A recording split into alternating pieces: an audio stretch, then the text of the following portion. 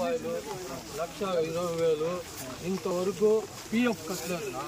Retired అయిన వాళ్ళకి, చనిపోయిన వాళ్ళకి పింఛన్ రాలేదు. ఇంతవరకు రాలేదు. వీళ్ళు పేపర్ స్టేట్మెంట్ ఏమి ఇచ్చేది మొత్తం కట్టి చేస్తున్నాము.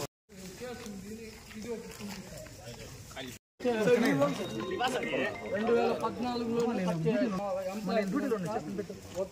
ఏం నోటీసులో సంతకం పెడితే మళ్ళా చెట్లు కట్టలేదు. 2014 నుంచి 3 రకాల ఇచ్చినారు. కార్పొరేషన్ లో ఉంది, మా ఖర్చులు ఎక్కువ. ఉమ్మడి రాష్ట్రం ఒకటేనా, మీతో అంతా అవుట్ కట్స్ 30 కిలోమీటర్లు, 25 కిలోమీటర్లు అట్లా ఉంది.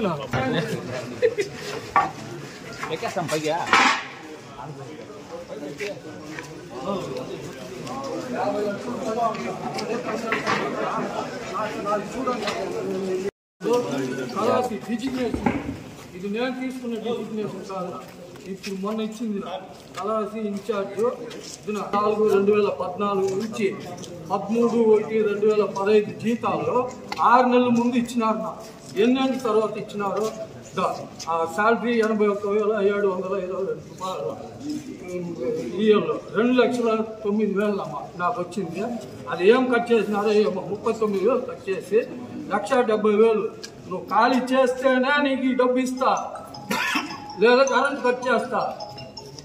ఒకే వారంలో ఇల్లు ఖాళీ చేసినారు. నా పిల్లల బిడ్డలు ఎత్తుకొని పోయి ఇదే ఏం నేను ఎంత ట్యాక్సీలు పెట్టినాడో నిన్న మీరు చెప్పి పంపిస్తే కూడా ఏమేమో నాకు తెలుదా? అంత ఇదిగా మాట్లాడతాను. ఇది ఇస్తా ఉన్నారు, రైతులకు ఇస్తా ఉన్నారు.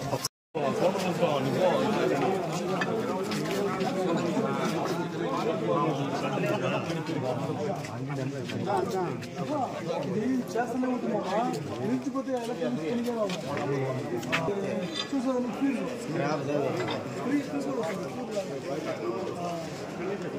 ఎక్కడ వస్తుంది, ఎక్కడ కోట్లు ఉంటాయి. కర్నూలు సాగు 1000 కారణాలు అనేసి ఆ మార్చేసిన అందరూ కలుసుకొని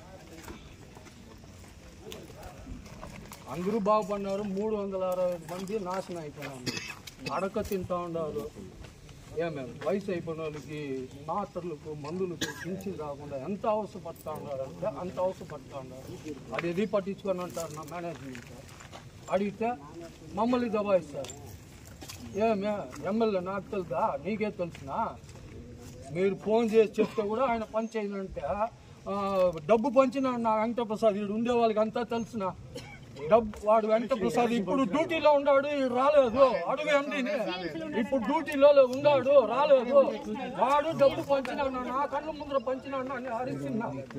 లంచా కూడా నేను కాలు చేతులు ఇచ్చేస్తాను. నా బూత్ కార్డు వచ్చినా క్వార్టర్స్ వాళ్ళకి అంతా డబ్బు ఇచ్చేకి కొట్టి తరిగినా.